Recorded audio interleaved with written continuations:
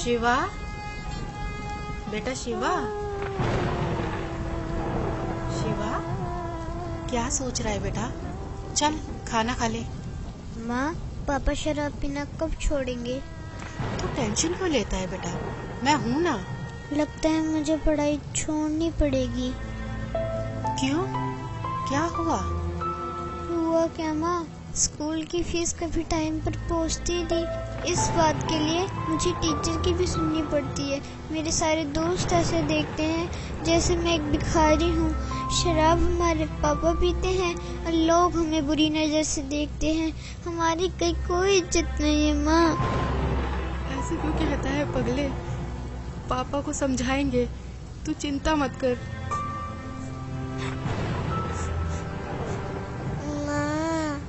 आज मैम ने बोला है 2 दिन के अंदर अगर मेरी फीस जमा नहीं हुई ना तो मैम ना क्लास में बैठने देंगी और ना एग्जाम में। आप मेरी फीस जमा करवा दो ना। हाँ हाँ मेरी बच्ची, सब हो जाएगा।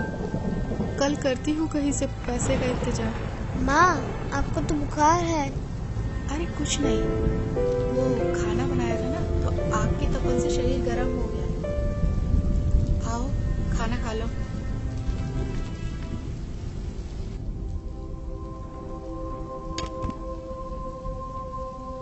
और हाँ, पढ़ाई छोड़ने के बारे में सोचना ही मत, समझे? वरना जिंदगी नर्क से बदतर हो जाएगी। करती हूँ तेरे पापा से बात। देख रहा है ना मुझे? अगर उस जमाने पे पढ़ाई पे ध्यान दिया होता तो आज तेरे पापा के साथ रहने के बजाय अलग कमा के खा रहे होते।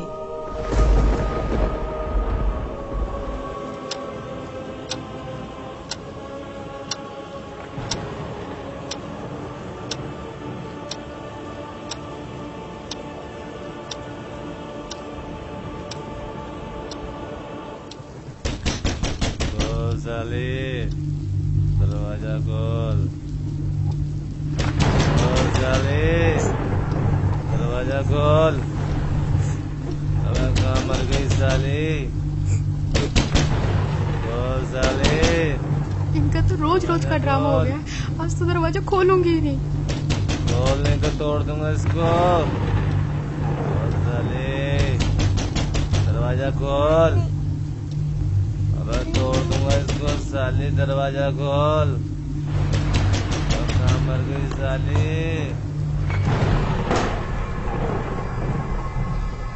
तू करती क्या रहती है साली? इतनी देर लगती है दरवाजा खोलने में? बोल हरामजादी, क्या कर रही थी? देखो मेरी बात सुनो, आप रोज रोज पी कर आते हो, बच्चे भी डर जाते हैं। तू मुझे समझाएगी? अब मुझे तुझसे सीखना पड़ेगा कि घर कब आते हैं और कैसे पीते हैं। तू मुझे समझाएगी साली? तू मुझे सिखाएगी साली? मुझे समझाएगी साली? मुझे समझाएगी? मुझे समझाएगी?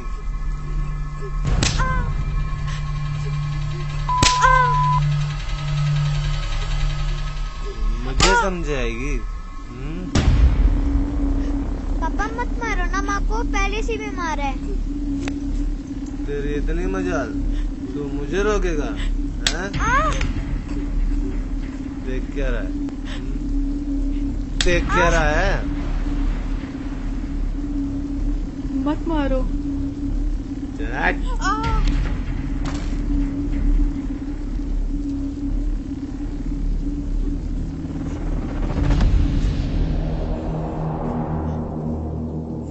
तू मुझे मारेगा साले? मैं भी देखता हूँ तेरी माँ ने तुझे कितना दूध पिलाया।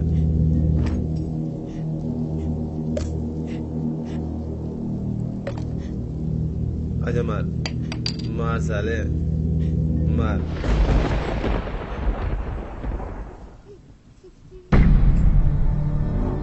तुम सबको देख लूंगा मैं।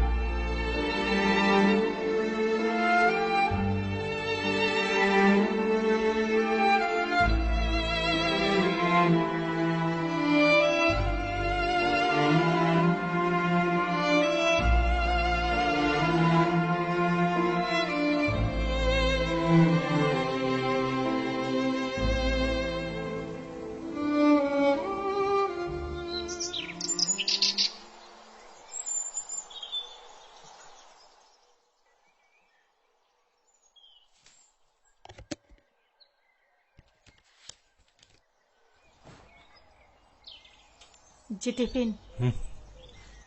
सुनो,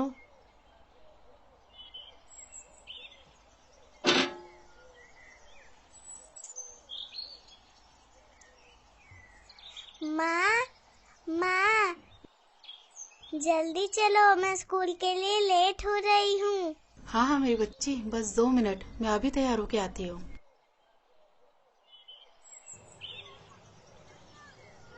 शिवा बेटा, तू आराम कर, मैं राधिका को स्कूल छोड़ के आती हूँ। ठीक है माँ।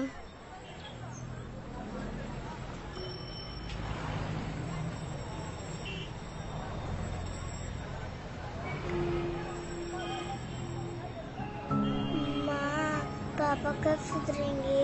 उन्होंने रात में भैया को बहुत मारा था ना।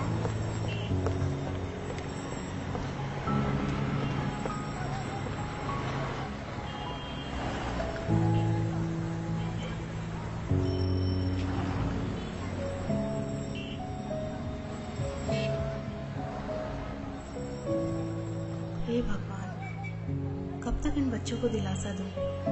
मेरे होते हुए मेरे बच्चे नर्क जैसे जिंदगी जी रहे हैं। इससे अच्छा तो हम मर जाते, वो बेहतर होता।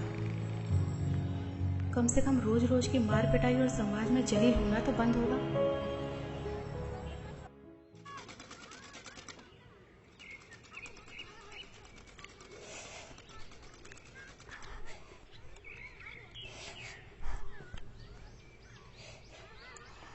अरे मैं बोल रही थी ना कि मैं लगा देती हूँ।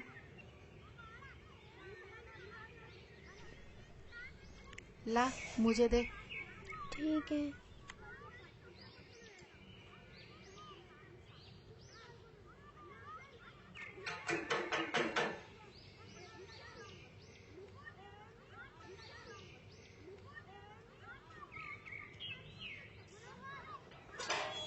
अरे नीलम दीदी, आइए आइए। और पुष्पा बहन, ठीक हो आप? बस दीदी, कट ही रही है। अच्छा, सूट सिल दिया मेरा?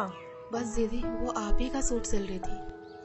अरे शिवा बेटा स्कूल नहीं गए आज? आंटी अरे वो कुछ नहीं, इसकी तबीयत खराब थी ना, तो इसलिए आज इसकी छुट्टी करा दी।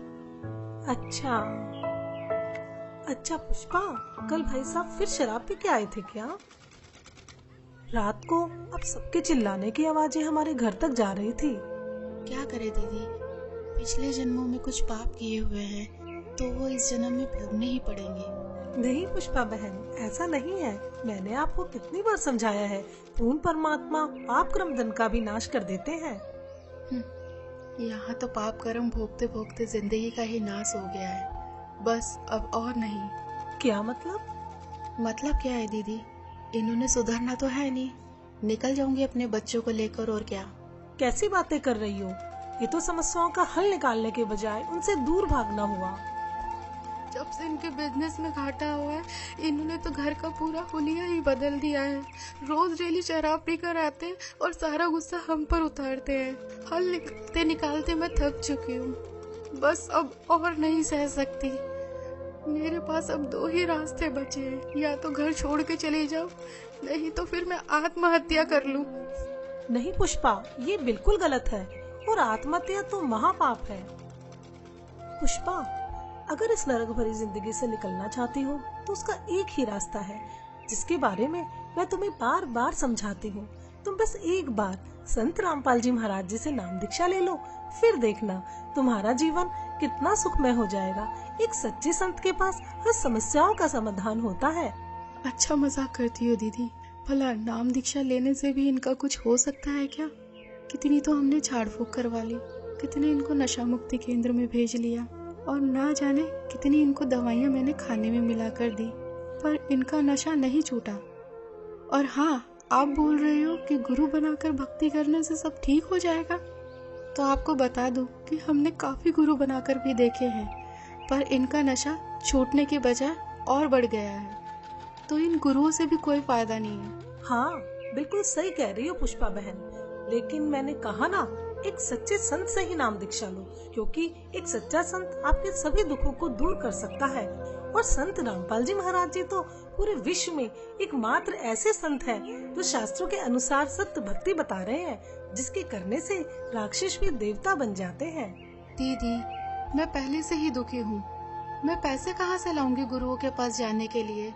और आपको तो पता ही है कि घर की हालत कैसी है और इसके पापा कितनी शराब पीते हैं। मैं सब जानती हूँ, मैंने भी ये नरक भोगा है। पुष्पा बहन, क्या तुम भूल गई? जब मेरे पति शराब पीते थे, वो घर के अंदर होते थे, मैं बच्चों को लेके बाहर रात गुजारती थी। जो भी हाथ में आता था वो सब कुछ बेच देते थे। हमें पीटना उनका रोज का काम था। लेकिन हाँ, जब मैंने संत रामपाल जी महाराज जी से नाम दीक्षा ली, तो आज मुझे देखो, मैं अपने घर में सुख और शांति से रह रही हूँ। अब मुझे किसी तरह की कोई परेशानी नहीं है। मेरे पति ने शराब पीनी छोड़ दी और परमात्मा की दया से उनकी नौकरी लग गई। और हाँ, पैसों की चिंता मत करो, संत रामपाल जी महाराज जी के आश्रम में किसी तरह का कोई पैसा नहीं लगता। अच्छा? हाँ बिल्कुल। हाँ दीदी, सही कह रहे हो। आपकी पहले क्या हालत थी ये तो मैं अच्छे से जानती हूँ। तो फिर जब संत रामपाल जी महाराज जी से नाम दीक्षा लेने के बाद मेरे पति का नशा छूट सकता है, तो भाई साहब का नशा भी गारंटी से छूटेगा। पता नहीं दीदी, वो दिन कब आएगा। मेरी बात मानो, कल मेरे साथ सत्संग में चलो, वहाँ से नाम दीक्षा ले लो, फिर देखना आपके पति की नशा करने की आदत भी छूट जाएगी और आपके घर की आर्थिक स्थिति भी ठीक हो जाएगी। जी ठीक है दीदी, कल संत रामपाल जी महाराज के सत्संग में भी चल के देख लेती हूँ। जहाँ इतना सब कुछ कर लिया तो इतना और सही। जी ठीक है जी। अगले दिन पुष्पा नीलम के साथ सत्संग में तो चली जाती है, लेकिन उसको नहीं मालूम था कि इस बारे में रमेश को भी पता चल जाएगा।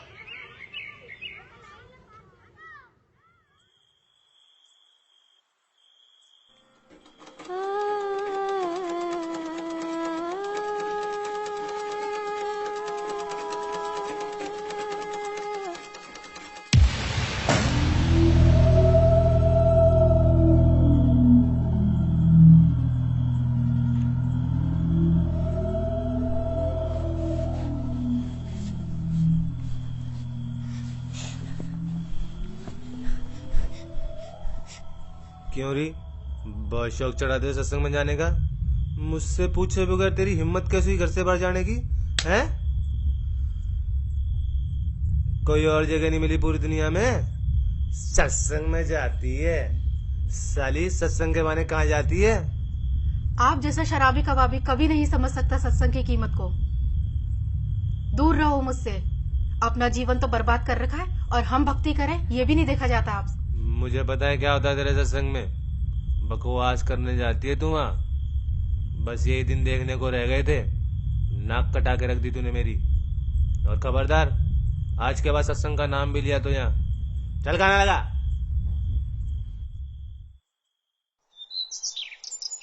रमेश सत्संग को बहुत बुरी जगह मानता था, लेकिन कुछ दिन बाद जब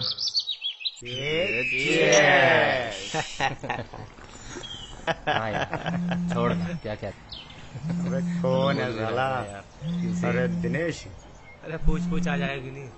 अरे दिनेश। हाँ सुमित। अरे क्या हाल है मेरे भाई? आज आए क्यों नहीं यार? अरे कुछ नहीं, वो बस ऐसे ही। अरे यार तेरे बगैर तो पार्टी में मजा ही नहीं आता यार। हाँ ठीक है, ये बता रमेश है वहाँ? कौन? रमेश? हाँ है ना, ये ले बता। हाँ दिनेश भाई, कैसा है मेरे यार? बढ़िया बढ़िया। आ जाया नहीं तू यार? अरे दारू के पैसे हम दे देते भाई। अरे वो सब छोड़, तू ये बता कि तुझे पता है कि भाभी कहाँ जा रही है? क्या मतलब? मैंने अभी मिश्रा की वाइफ के साथ सत्संग में जाते हुए देखा है। इसकी और हाँ, तो आज तो तेरे दोनों बच्चे भी साथ हैं। इसकी तो अरे क्या हुआ भाई? छोड़ यार। क्या हुआ? अरे कुछ नहीं यार, तुम्हारी भाभी आज फिर सत्संग में जा रही है। अरे समझाने उसे, बिगड़ जाएगी वो।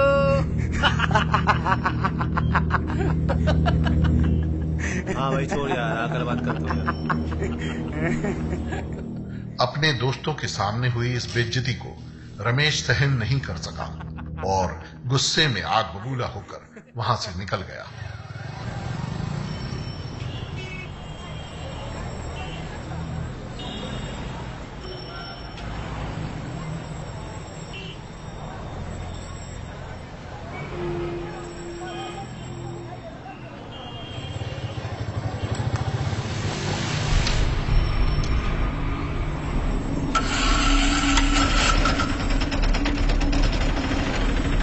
चल साली, आज तेरा सत्संग ही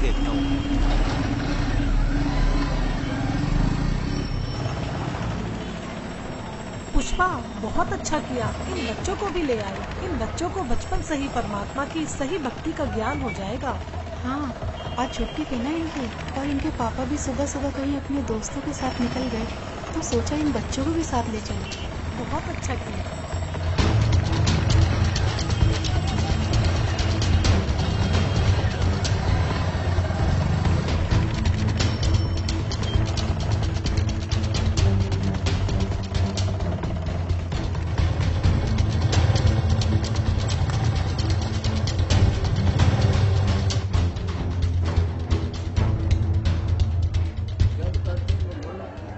परमात्मा हमें याद दिलाते हैं।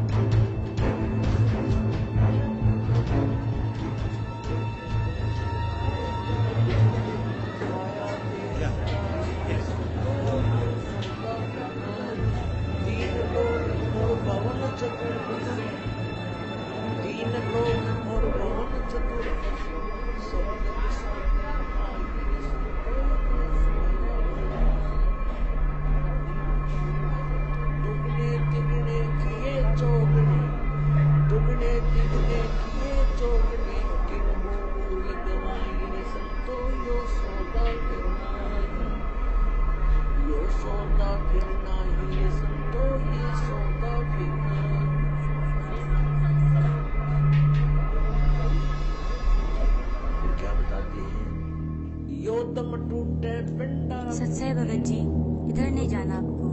क्यों? क्योंकि ये बहनों का पंडाल है, उधर बैठ के भाइयों वाले पंडाल में सत्संग सुन लीजिए।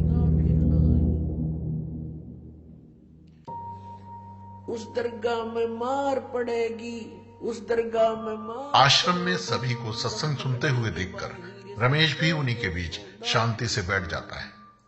मदरा पीवे कड़वा पानी, 17 जन्म समान के जानी। एक बार शराब पीता है तो 17 जन्म कंटिन्यू कुत्ते की योनि में जाओगा एक बार। और जिसने बोतल की बोतल खाली कर रखी है उसका तो पता नहीं 1000 जन्म हो गएगा, 2000 जन्म कुत्ते के। और कुत्ते का जन्म तो एक कब तेरा। अब तो अफलातून पी के घुटी लाकर शराब की और टिट्टी पाक जाए, और पत्नी रोवा खड़ी खड़ी कि ये रोटी खाली ना मरेगा। वह थाली लेकर जाएगी, रोटी खा लो, और वो मारेगा ठोकर, दूर आ जा। वो पड़ेगी, सारा दूर जाके पड़ेगा भोजन। और फिर उस दुष्ट आत्मा के साथ क्या होगा? कुत्ता बन के क्या खाएगा? जब तो ठोकर मारा था थालियों के, कुत्ता बनेगा। और फिर भूख लगेगी, सारी रात भौंकेगा, गली में पड़ेगा, गर्मी सर्दी में। सुबह उठते ही कहाँ जाता है कुत्ता? रसोई में मैं कहा उसने भोजन की।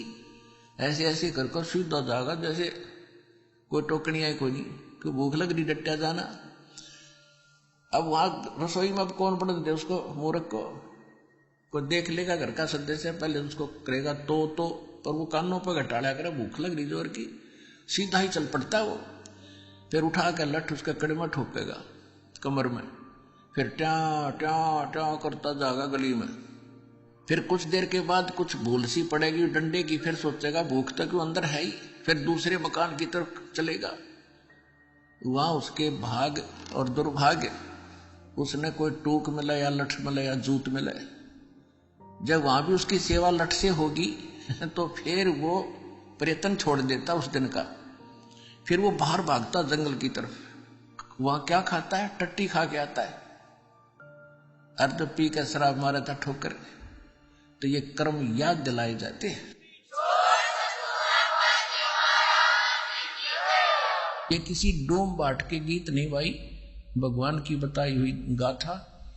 और जिन महापुरुषों ने इसका लाभ उठाया वो आपके प्रत्यक्ष कर दिया, और दास ने इसका अनुभव हुआ, और आप भी पार होगे।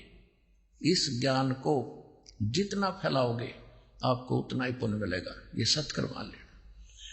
सभी आपके भाई बहन हैं, भटक रहे हैं, प्यार से समझाना, क्योंकि प्यार से मानेंगे एक बार तो सबको रिएक्शन होगा ही होगा, क्योंकि काल बैठा है। ये बानी सुना दो, उनको कोई चिप दे दो, वो सुनते रहेंगे, काल भाग जाएगा, फिर वो अपने आप यहाँ आएंगे। आपके भाई बहन विश्व के प्राणी सब एक परमात्मा के बच्चे, ये ध्यान रखना।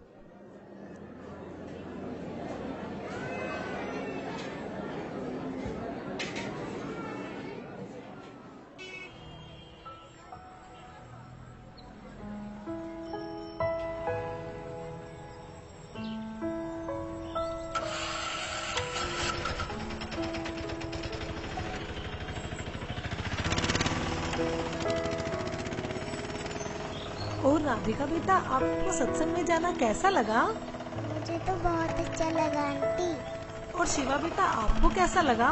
आंटी जी, सत्संग में जाना तो मुझे भी अच्छा लगा। अब डर है कि पापा पिटाई ना करे। बस दीदी, अब तो परमात्मा ही दया करेंगे।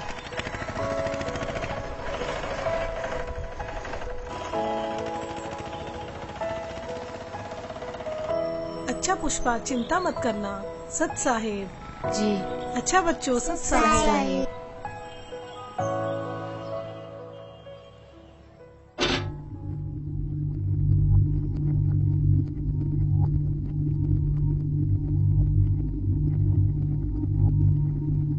हाँ,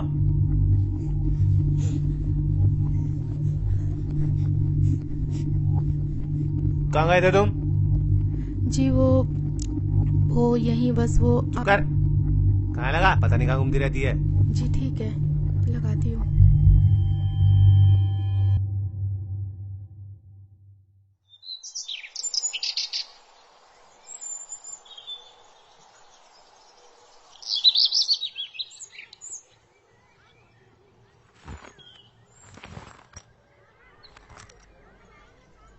चलता हूँ।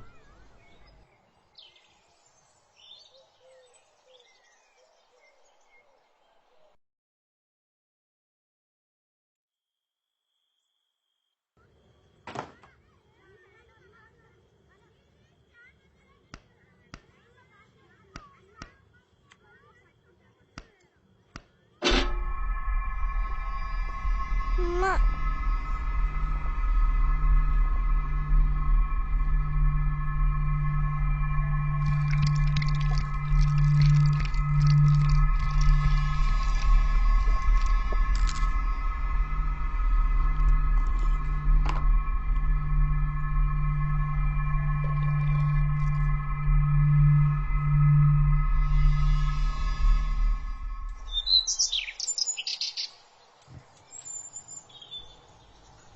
हाँ, टिफिन रेडी हुआ क्या? जी हाँ। क्या देख रही है? जी कुछ नहीं।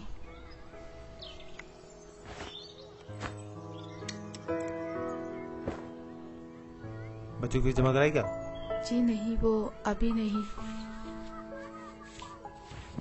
ये ले पैसे, बच्चों की जमा करा दियो।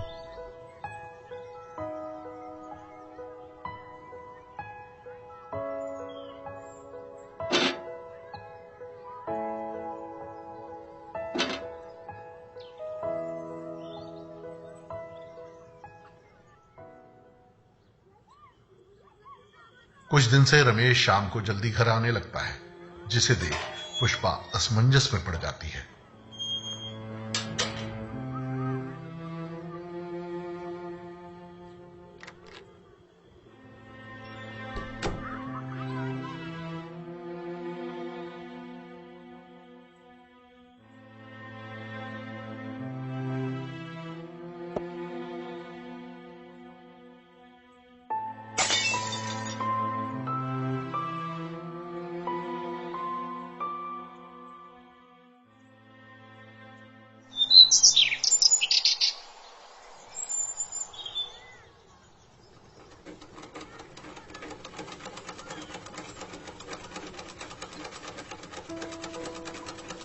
माँ, पापा आजकल दारू घर पर लाकर क्यों पीने लगे? पहले तो बाहर से पीकर आते थे। अरे सही तो है, पहले बाहर से पी के आते थे तो कभी किसी के साथ लड़ाई झगड़ा कराते, कभी किसी के साथ। अब ये तो है कि घर पर ही लाकर पीते हैं और बाहर वालों की भी नहीं सुननी पड़ेगी हमें। हाँ माँ, आजकल इनके स्वभाव में भी बहुत बदलाव आ गया है। लड़ाई झगड़ा और गाली गलौज भी बहुत कम कर दिया है। सही कहा भैया, अब तो मम्मी की पिटाई भी नहीं करते। हाँ, लगता है सब गुरुजी का ही चमत्कार है। हे परमात्मा, दया करना।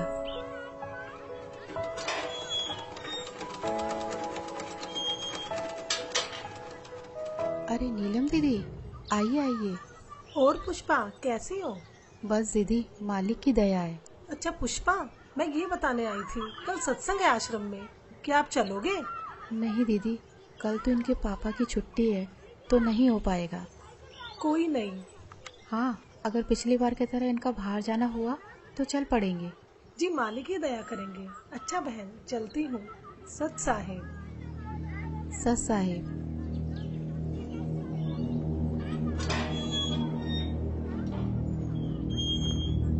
क्या करने आई थी ये? कुछ नहीं जी, वो बस ऐसे ही इनके कपड़े थे तो पूछने आई थी। चल चुप कर, बकवास करती रहती है। और हाँ, कल सुबह मुझे जल्दी जाना है, खाना जल्दी बना दियो, कहीं सोचो छुट्टी है मेरी। जी ठीक है। रमेश की इस बात को सुनकर पुष्पा खुश हो जाती है कि ये सुबह जल्दी निकल जाएंगे तो मैं सत्संग में जा पाऊंगी।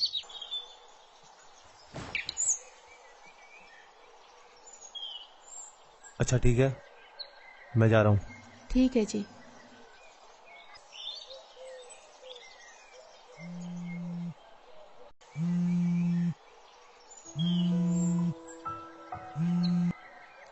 हाँ नीलम दीदी। जी दीदी। हाँ दीदी, मैं 5 मिनट में तैयार होके आती हूँ। जी जी जी। माँ, हमें भी ले चलो ना सत्संग में। हाँ माँ, हाँ बहुत अच्छा लगता है। ठीक है मेरे बच्चों, तुम्हें भी लेके चलती हूँ, चलो। पुष्पा आज भी नीलम के साथ अपने दोनों बच्चों को लेकर सत्संग में पहुंच जाती है, इस बात से बेखबर कि आज यहाँ उसके साथ क्या होने वाला है। कोई आपत्ति आओगी कैसे खड़ा करूंगा। और क्या बताना चाहा था, जो परमात्मा 18 लाख व्यक्तियों को और 3 दिन तक भोजन भंडारे, लड्डू, जलेबी, कचौड़ी, पकौड़ी और दोहर और असरफी दे सकता है, झोपड़ी में बैठा व्यक्ति, वो समर्थ कितना है। और आपको क्या नहीं दे सकता, पूरे विश्व को खिला सकता। वो पूरे असंख्य ब्रह्मांडों को 1 सेकंड में सब कुछ भर दे, हरा भरा कर दे इस पृथ्वी को, और आपका घर भर दे पूरा। अगर विश्वास करोगे तो ये सत्कर मान लेना, उस समर्थ का सहारा आपको है। हाँ हाँ दीदी, बहुत अच्छा लगा। और मैं तो सोच रही थी, और हाँ दीदी, कल तो कमाल हो गया। मुझसे पूछ रहे थे कि बच्चों की फीस जमा करा दी, तो मैंने कहा नहीं, तो मेरे हाथ में पैसे रख के चले गए। अच्छा हाँ बहन, परमात्मा पर ऐसे ही विश्वास रखो, परमात्मा जो चाहे सो कर सकते हैं।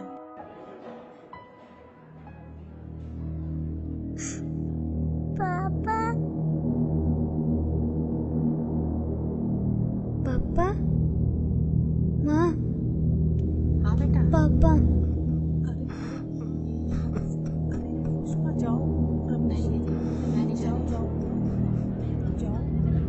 ठीक है, जाते हैं।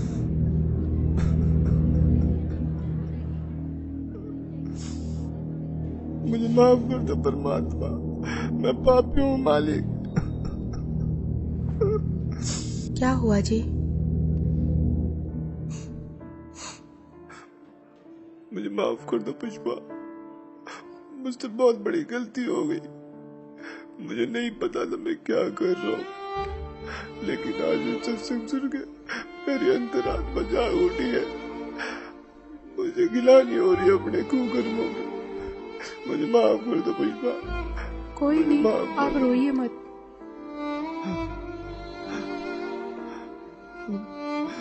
शिवा बेटा, मुझे माफ कर दे बेटा।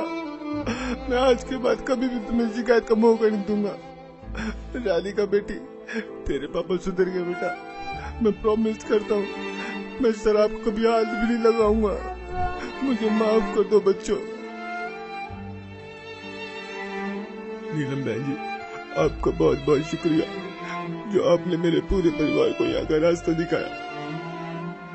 कोई बात नहीं रमेश भैया, लेकिन एक बात बताओ, आपको ये ज्ञान कैसे समझ आया? पिछली बार जब आप पुष्पा और दोनों बच्चों को यहाँ पर लेकर आए थे ना, तब मैं यहाँ आया था।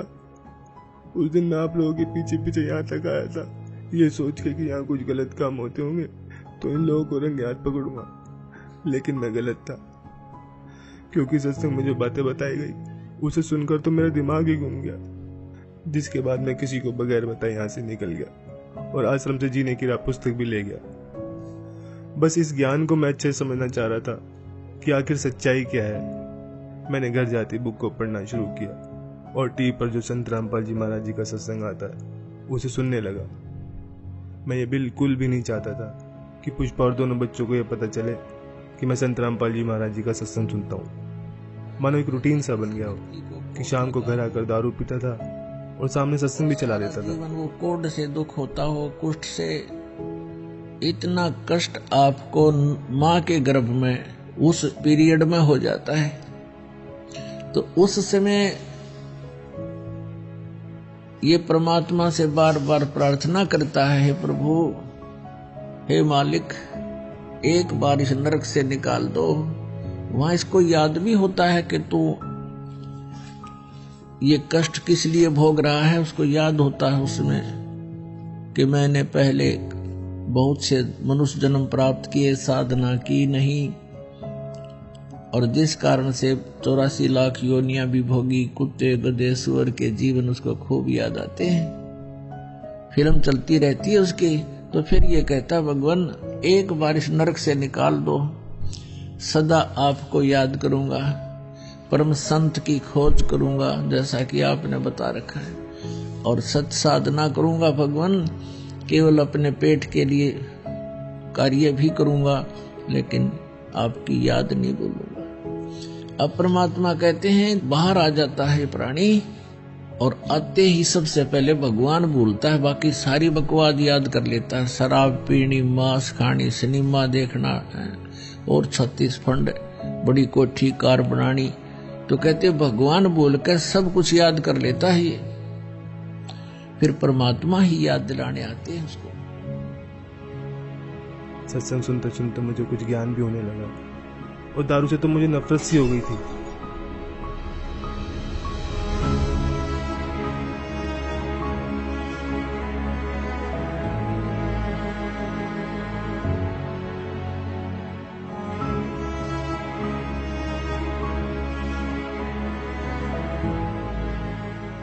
और फिर कल जब आप घर पर आए, पुष्पा से सत्संग में चलने के लिए पूछ रहे थे ना, तब मैंने आप दोनों की सारी बातें सुन ली थी। मैं बिल्कुल भी नहीं चाहता था कि पुष्पा और दोनों बच्चे मेरी वजह से सत्संग में ना जा पाए, इसलिए मैंने पुष्पा से झूठ बोला कि मुझे सुबह कहीं बाहर जाना है। फिर मेरे मन में भी आया कि क्यों ना मैं भी आज सत्संग में चलूं, तो आज मैं भी सत्संग में आ गया। संत रामपाल जी महाराज वाकई में पूर्ण संत हैं, जिन्होंने मेरे पूरे परिवार के साथ साथ मुझे भी यहाँ खींच लिया और मेरे अंदर के राक्षस को मारकर एक देवता बनने का रास्ता बताया। सुबह का भूला यदि शाम को घर आ जाए तो उसे भूला नहीं कहते, और अब आप संत रामपाल जी महाराज जी का ज्ञान समझ गए हो तो इससे बड़ी खुशी की बात और क्या होगी। जी, अब मुझे भी नाम दीक्षा दिला दीजिए, जिससे मेरे पाप कर्म कुछ हल्के हो सके। हाँ हाँ, क्यों नहीं भाई साहब, आइए। जी, हाँ बच्चों। आज रमेश भी संत रामपाल जी महाराज जी से जुड़ जाता है और अगले ही दिन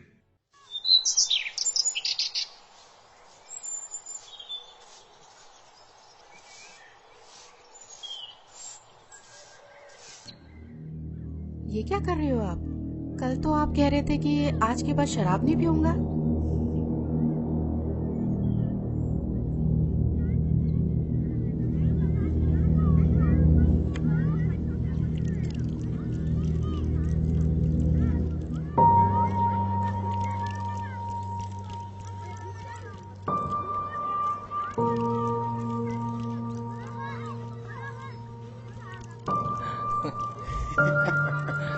कल तो पुलिस वालों ने बहुत मारा यार। अबे देख देख। अबे रमेश, ये क्या कर रहा है यार तू? पागल हो गया है क्या? क्यों? अबे इतनी महंगी दारू तू नाली में गिरा रहा है। भाई मैं पागल हुआ नहीं हूँ, पागल था, लेकिन अब मैंने संत रामपाल जी महाराज जी से नाम उपदेश ले लिया है। और मुझे अब ये ज्ञान भी हो गया है कि इसे पीने के बाद कितना पाप लगता है। सोचो एक आगर बिल्ली आज को चली। हाँ यही समझ लो। अबे तो गिराने से क्या फायदा, हमें दे दे।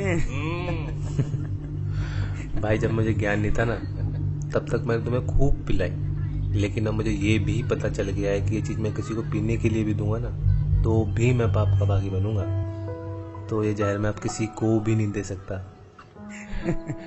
चल यार ये तो बाबा बन गया है। अंकल जी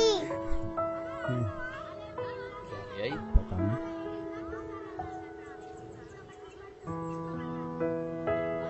अरे ये क्या ले आई? ये हमारे गुरुजी संत रामपाल जी महाराज की पुस्तक। जीने की राह? हाँ अंकल जी, जीने की राह, जिसे पढ़ने के बाद लाखों लोगों ने भी नशा छोड़ा है। तो आप भी पढ़िए।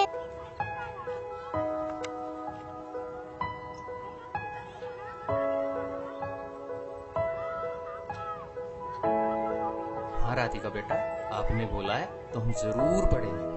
अच्छा तो बोलो फिर। बंदी छोड़ सतगुरु रामपाल जी महाराज की जय हो।